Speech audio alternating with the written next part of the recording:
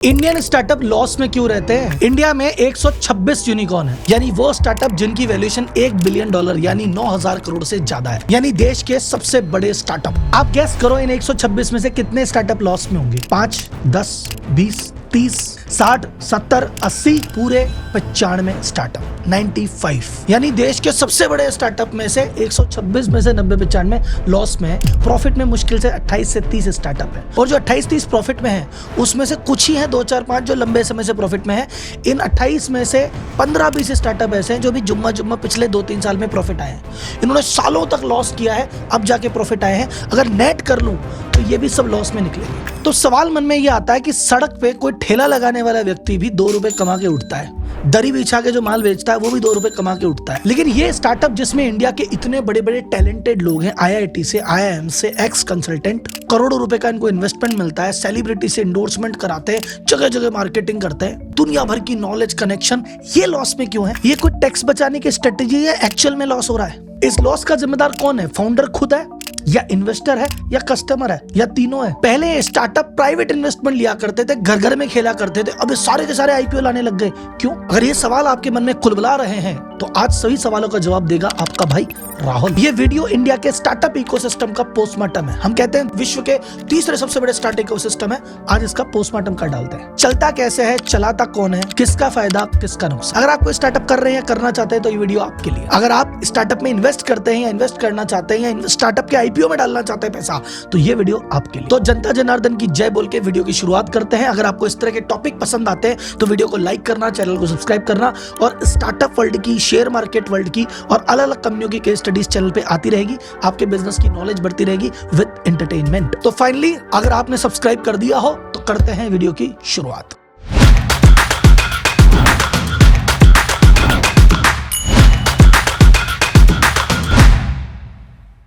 सबसे पहले समझो भाई लोग, स्टार्टअप होता क्या है? स्टार्टअप का मतलब होता है जो इस समय बाजार में चल रहा है उससे कुछ अलग हटके करना, डिफरेंट करना। देखो, बरसों से दुनिया दुकान खोल के प्रोडक्ट सर्विस बेचती आई है। आपने ऑनलाइन बेचना चालू कर दिया, स्टार्टअप हो गया। आपने प्रोडक्ट को बेचा होलसेलर को, डिस्ट्रीब्यूटर को, रिटेलर को, फिर लिया कस्टमर ने, ये रूटीन बिजनेस है, ये व्यापार हो गया। आपने कहा मैं D2C बेच दूंगा, ये स्टार्टअप हो गया। आपने कहा मैं टैक्सी खरीद के चलाऊंगा, ये बिजनेस है। आपने कहा मैं टैक्सी एग्रीगेट करके कैब बनाऊंगा, वो स्टार्टअप है। आपने कहा भैया मैं रेस्टोरेंट खोल के खाना खिलाऊंगा, ये बिजनेस है। आपने कहा सारे रेस्टोरेंट कंबाइन कर दूंगा, ये स्टार्टअप है। आगे बात समझ में? यानी बिजनेस, व्यापार में कुछ अलग करना, हटके करना, जो लीक आज तक चलती आई है उससे अलग करना, उसको कहते हैं स्टार्टअप। क्लियर? तो भाई अगर आप कोई नॉर्मल बिजनेस खोलते हो जो कि बरसों से चल रहा है, काफी लोग कर रहे हैं, उसमें कंपटीशन होता है बहुत ज्यादा। आप टैक्सी चलाओ तो दुनिया भर की टैक्सियां चल रही है, आप रेस्टोरेंट खोलो तो दुनिया भर के रेस्टोरेंट है, दुकान खोलो तो दुनिया भर की दुकानें हैं। तो यहाँ कंपटीशन बहुत ज्यादा है, लोग बाग आपको जानते हैं, लेकिन ग्रोथ इसमें लिमिटेड है। कितनी होती है? 10, 15, 20, 25% बस। लेकिन अगर आप स्टार्टअप कर रहे हो, आप यूनिक काम कर रहे हो जो कोई नहीं कर रहा, आज तक किसी ने नहीं किया, करने वाले बहुत लिमिटेड लोग हैं, तो आपकी ग्रोथ फटाफट हो सकती है। आप चाहो तो 1 करोड़ से 10 करोड़, 10 करोड़ से 100 करोड़ भाग सकते हो। इसलिए स्टार्टअप फास्ट ग्रो करता है। यहां तक समझ में आ गया बिजनेस और स्टार्टअप का डिफरेंस? अब स्टार्टअप का फायदा यह है कि ऐसा किसी ने नहीं किया, अलग है, कम लोग हैं, कम कंपटीशन है, ग्रोथ ज्यादा है। लेकिन एक प्रॉब्लम है, क्योंकि आज तक ऐसा कभी किसी ने नहीं किया, क्योंकि आप करने वाले पहले हो, लिमिटेड लोग आपको जानते हैं, आपको मार्केटिंग में खूब पैसा लगाना पड़ेगा। इन लोगों को अगर आप एक नई चीज की आदत डलवा रहे हो, एक नई चीज ट्राई करवा रहे हो, अपने प्रोडक्ट के बारे में जन जन को बताना है कि पहली बार ऐसा कुछ अलग हो रहा है,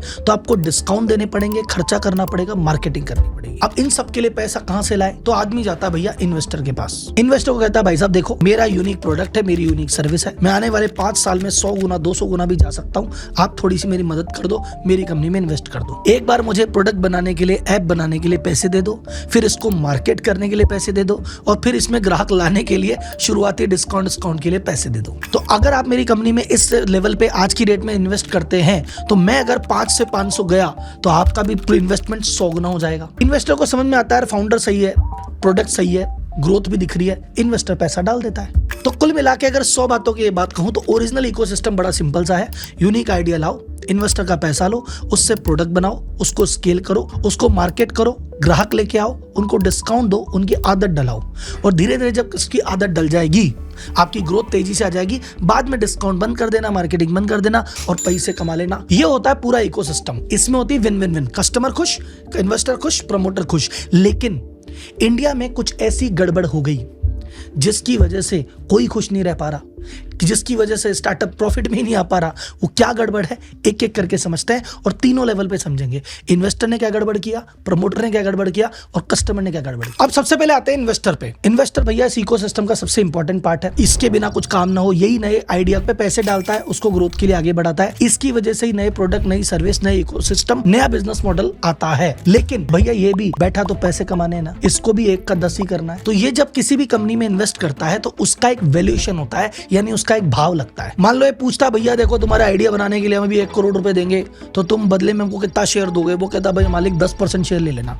तो आपकी कंपनी का वैल्यूएशन हो गया 10 करोड़ रुपए, कि 10 करोड़ के वैल्यूएशन में मैंने 1 करोड़ रुपए दिया, कंपनी 10% हुई मेरी। अब स्टॉक मार्केट में अगर आप देखो किसी भी कंपनी का भाव या उसकी वैल्यूएशन तय होती है उसके प्रॉफिट से, कि वो कितना प्रॉफिट कमा रही है। पर स्टार्टअप वर्ल्ड में तो भैया अभी तो प्रोडक्ट बनेगा, अभी तो सेल आएगी, अभी तो प्रॉफिट है ही नहीं। तो यहाँ पे प्रॉफिट के बेसिस पे वैल्यूएशन नहीं निकलती। यहाँ वैल्यूएशन शुरुआत में तो अंदाजे से निकलती है और कुछ समय बाद सेल्स के मल्टीपल में निकल जाती है। जैसे आपने अगर मान लो 10 करोड़ की सेल कर दी तो मैंने माना चलो 50 करोड़ की वैल्यूएशन है, मैं इस बात पे पैसे डाल रहा हूँ, प्रॉफिट तो भी है ही नहीं। अब यहाँ से सुनना, यहाँ से गेम थोड़ा बिगड़ता है, ध्यान से सुनना। प्रमोटर ने कहा देखो मेरी 10 करोड़ रुपए की सेल है, इन्वेस्टर कहता है कि अच्छा 10 करोड़ की सेल के हिसाब से मैं आपकी वैल्यूएशन 50 करोड़ मानता हूँ, ये 10% शेयर दे दो और 5 करोड़ रुपए पकड़ो। प्रमोटर के पास आ गए 5 करोड़ रुपए। प्रमोटर क्या करेगा उस 5 करोड़ का? प्रमोटर उस 5 करोड़ रुपए का इन्वेस्ट करेगा मार्केटिंग में। वो सोशल मीडिया पे ऐड चलाएगा, वो कोई सेलिब्रिटी लेगा, वो डिस्काउंट के ऑफर चलाएगा और धीरे धीरे जो उसकी सेल 10 करोड़ रुपए की थी वो 10 करोड़ की सेल हो जाएगी 20 करोड़ रुपए। 10 करोड़ की सेल कर दी 20 करोड़ रुपए, लेकिन जो ओरिजिनल 5 करोड़ रुपए थे वो तो खत्म हो गए। लेकिन अब जो दूसरे इन्वेस्टर के पास जाके बोलेगा देखो साहब मैंने 3 महीने के अंदर ही 10 करोड़ की सेल 20 करोड़ कर दी, अगर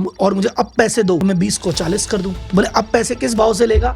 बोले वही सेल का 5 गुना। पहले मैंने 50 करोड़ के भाव पे लिया था, मेरी सेल 20 करोड़ है, मेरा वैल्यूएशन है 100 करोड़ रुपए, यानी उसका वैल्यूएशन 3 महीने में डबल हो गया। कैसे हो गया? सेल करके। दूसरा इन्वेस्टर आएगा, अच्छा भाई साहब लो एक काम करो 20 करोड़ रुपए पकड़ो और मुझे 20% दो। 20% ले लिया।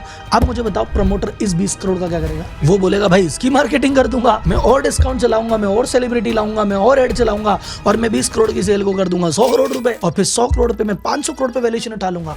यानी इंडियन स्टार्टअप इकोसिस्टम में जो प्रॉब्लम ये हो रही है कि प्रॉफिट का तो गेम ही इन्होंने खत्म कर दिया कि प्रॉफिट चाहिए नहीं चाहिए। जो पहला इन्वेस्टर 50 करोड़ पे आया था वो 100 पे निकल गया, डबल करके 100 का 500 करके दूसरा निकल गया। शुरुआत के जितने भी इन्वेस्टर हैं वो सब मोटा पैसा कमा रहे हैं। जो प्रमोटर है साथ में वो भी मोटा पैसा कमा रहा है, कस्टमर है उसको भी डिस्काउंट मिल रहा है, मजा सबको आ रहा है, लेकिन अभी तक कंपनी ने प्रॉफिट कमाया नहीं। और कोई भी इन्वेस्टर कह भी नहीं रहा कि तू प्रॉफिट कमा, कह रहा प्रॉफिट की बात ही कहाँ है? जब वैल्यूएशन ही सेल पे हो रही है तो तू तो सेल बढ़ा। तो फोकस प्रॉफिट से हट गया, सेल पे चल गया। तो फिर सर जी ये जो इतना पैसा खर्च हो रहा है इसका बिल भुगतेगा कौन? इसका बिल वो भुगतेगा जो लास्ट इन्वेस्टर है। 10 वाला 50 पे निकल गया था, 50 वाला 100 पे निकल गया, 100 वाला 500 पे, ये 500 वाला 5000 पे निकलेगा, फिर 5000 वाला लास्ट में जब उसको कोई नहीं मिलेगा तो वो फंस जाए। तो अल्टीमेटली फंसता कौन है? जो लास्ट इन्वेस्टर होता है। उससे पहले की सारी चेन मोटा पैसा कमा रही है, क्योंकि गेम प्रॉफिट का नहीं वैल्यूएशन का है। आई बात समझो। अब इसमें सेकंड एंगल किसका आता है? सेकंड एंगल आता है खुद प्रमोटर और फाउंडर का। प्रमोटर फाउंडर जब स्टार्टअप का आइडिया लेके आया, एक प्रॉब्लम थी जिसको सॉल्व करने आया था, एक नीड थी जिसको पूरा करने आया था, एक सपना था, पैशन था, विजन था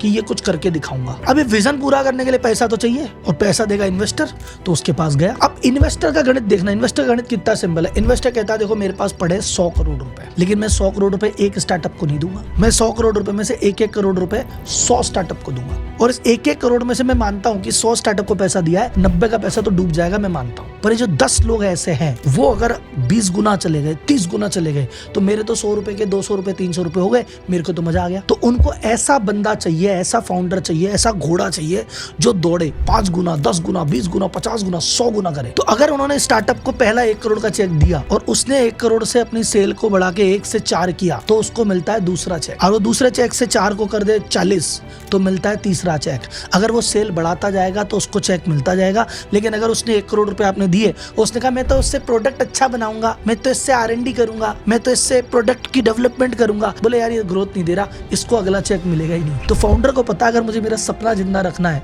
तो चेक चाहिए, और चेक चाहिए तो ग्रोथ देनी है। तो ध्यान से सुनना, गौर से। आपने इन्वेस्टर से पैसा लिया है कि प्रोडक्ट बनाऊंगा, ऐप बनाऊंगा, चीज बनाऊंगा, पर वो पैसा प्रोडक्ट ऐप चीज पे जाता है कम, मार्केटिंग पे जाता है ज्यादा। क्योंकि मार्केटिंग पे जाएगा तभी तो सेल आएगी, तभी सेल होगी तो अगला चेक आएगा, अगले चेक के लिए मार्केटिंग चाहिए और मार्केटिंग पे ध्यान जाता है तो प्रोडक्ट कॉम्प्रोमाइज हो जाता है। तो अब यहाँ पे कमी क्या है, यहाँ पे अगर प्रमोटर फाउंडर अड़ जाए कि भैया देखो ऐसा है, मेरे पे जल्दीबाजी मत करो, मेरे पे प्रेशर मत बनाओ, मेरा एक विजन है, मेरा एक सपना है, मेरा प्रोडक्ट है, मैं इस पैसे से मार्केटिंग पे बाद में ध्यान दूंगा, पहले अच्छा प्रोडक्ट बनाऊंगा, तो शायद इन्वेस्टर बात समझे।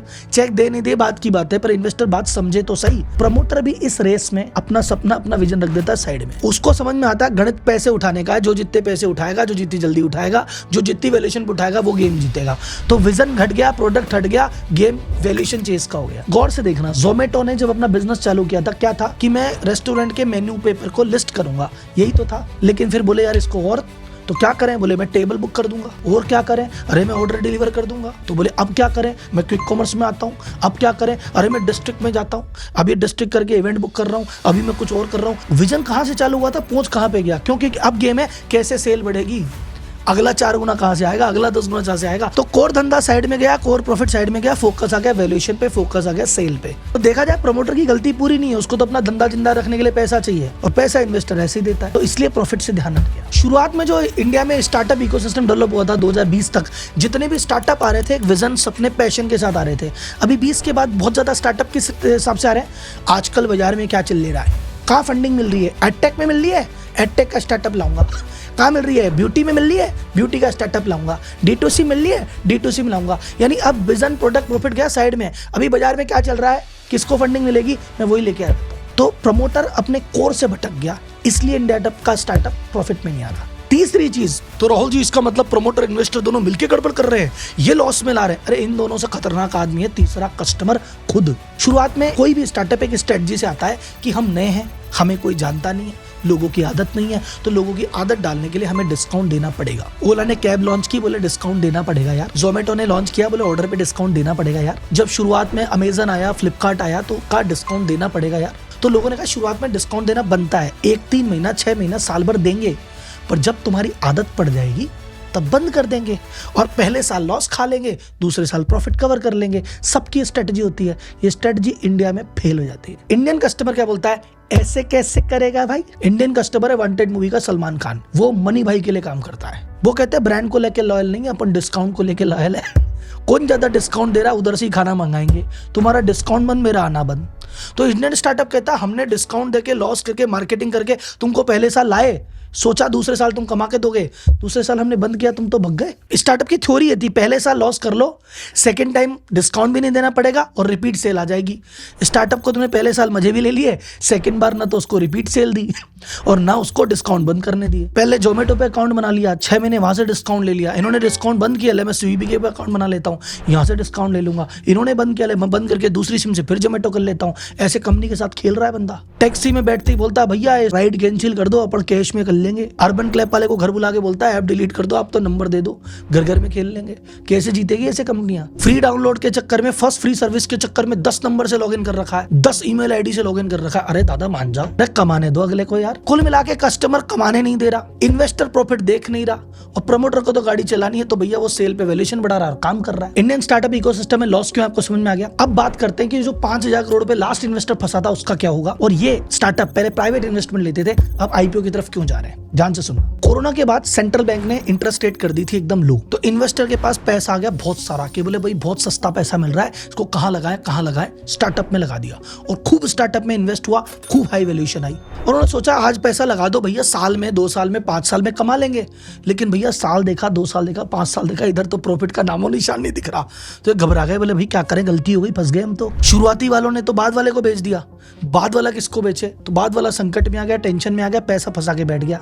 फिर फाइनली उसको राहत मिली जब सेबी ने रूल चेंज किए। पहले सेबी बोलती थी प्रॉफिटेबल आदमी है तो आईपीओ लेके आओ, लॉस वाले मत लेके आना। फिर सेबी ने भी रूल चेंज करके बोला कि लॉस वाले भी चाहे तो ला सकते हैं, लेकिन इनको अपना 75% शेयर क्यूआईबी को देना पड़ेगा, 10% से ज्यादा शेयर रिटेल के पास नहीं जाने चाहिए। ये रास्ता जैसे ही अलाउ किया, ये सारे जो बड़े बड़े इन्वेस्टर फंसे बैठे थे कि यार हजारों करोड़ लग गए, एग्जिट ही नहीं है, एकदम से एग्जिट का गेट खुल गया और फिर वो आईपीओ आने लगे। और वो जो आईपीओ आए तो आईपीओ की भी मार्केटिंग हुई, मार्केटिंग की तो उस्ताद है सब, मार्केटिंग ही कर करके इतने बड़े हुए हैं, तो आईपीओ की भी मार्केटिंग हुई, बाजार में हल्ला बना, आपको लगा रहे तो इतनी बढ़िया कंपनी है, सब जगह मिलती है, इन्वेस्ट किया और अल्टीमेटली जिसके सर पे टोकर आया वो था रिटेल इन्वेस्टर। तो आप बोलेंगे अरे सर इसमें क्या हो गया, जैसे अगर कोई स्टार्टअप लेके आया कि हमको 5,000 करोड़ रुपए रेस करने हैं, तो रिटेलर तो 500 करोड़ ही लेता है, बाकी 4,500 तो QIB और बड़े इन्वेस्टर लेते हैं। भैया बड़े इन्वेस्टर कौन है? म्यूचुअल फंड ही तो है। इनकी SIP कौन करा रहा है? आप ही तो करा रहे हो। तो यहाँ 500 करोड़ रुपए का जो पोर्शन है वहां डायरेक्ट IPO लगाते हो, और जो 4500 करोड़ रुपए वाला है वहां आपकी SIP म्यूचुअल फंड लगाता है। आई समझ में? तो जो अल्टीमेट एग्जिट है, जो अल्टीमेट इन्वेस्टर है, वो आप ही हो।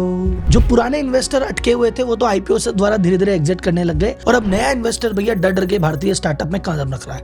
वो कह रहा है भैया सुनो, तुम ग्रोथ चाहे कम दिखा देना लेकिन प्रॉफिट तो दिखाओ। अरे प्रॉफिट ना दिखाओ, पाथ टू प्रॉफिटेबिलिटी तो दिखाओ। तुम दिखाओ तो सही कि लॉस पहले 500 था, अब 250 हुआ, 100 हुआ, आज नहीं कल प्रॉफिट में आओगे, दिखाओ तो सही। अभी वो रास्ता भी नहीं दिख रहा था, पहले कोई प्रॉफिट की बात ही नहीं कर रहा था, पहली बार प्रॉफिट के सवाल उठने लगे हैं क्योंकि ये स्थिति आई है। 100 बातों की एक बात है, इंडिया के स्टार्टअप इसलिए प्रॉफिट नहीं कमा रहे क्योंकि प्रॉफिट को इनकरेज कोई नहीं कर रहा। प्रॉफिट किसे ना मतलब कस्टमर को है, ना प्रमोटर को है, ना इन्वेस्टर को है, सब वैल्यूएशन का गेम खेल रहे हैं। तो वैल्यूएशन का गेम खेलोगे तो प्रॉफिट की बात होगी नहीं। अभी क्योंकि कई लोगों के पैसे फंस गए, कई लोगों को जितना इन्वेस्टमेंट का रिटर्न चाहिए था उतना नहीं मिला, तो अब धीरे धीरे सबका रुझान प्रॉफिट की तरफ आ गया है। कुल मिलाकर इस पूरे सेक्टर में इन्वेस्टर ने पैसा कमा लिया, प्रमोटर ने पैसा कमा लिया, कस्टमर ने डिस्काउंट कमा लिया, और लास्ट में जो फाइनल पैसा था वो उस IPO के थ्रू निकलता है, जिसमें डायरेक्ट या इनडायरेक्टली आम आदमी पैसा डालता है। ये आदमी वही आम आदमी है जिसने वहां डिस्काउंट लिए थे। तो आपने डिस्काउंट ले लेके ऐप डाल के वहां प्रॉफिट नहीं किया ना, कोई बात नहीं, इन्वेस्टमेंट बराबर कर लेंगे। कर्म का फल है, यहाँ नहीं तो यहाँ से मिल ही जाएगा। इंडिया का जो स्टार्टअप इकोसिस्टम है उसको समझने और समझाने का एक ऑनेस्ट प्रयास किया था। आपको इसमें क्या लगा? क्या मेरी ओपिनियन से आप सहमत हैं तो कमेंट बॉक्स में बताइए, कुछ सवाल है तो कमेंट बॉक्स में बताइए, कुछ आप विरोधाभास है तो कमेंट बॉक्स में बताइए, और अगला टॉपिक बताइए कि इस पे वीडियो लेके आए। तब मिलेंगे अगले टॉपिक पे। तो चैनल को भैया प्यार देना, वीडियो को प्यार देना, चैनल को सब्सक्राइब करना।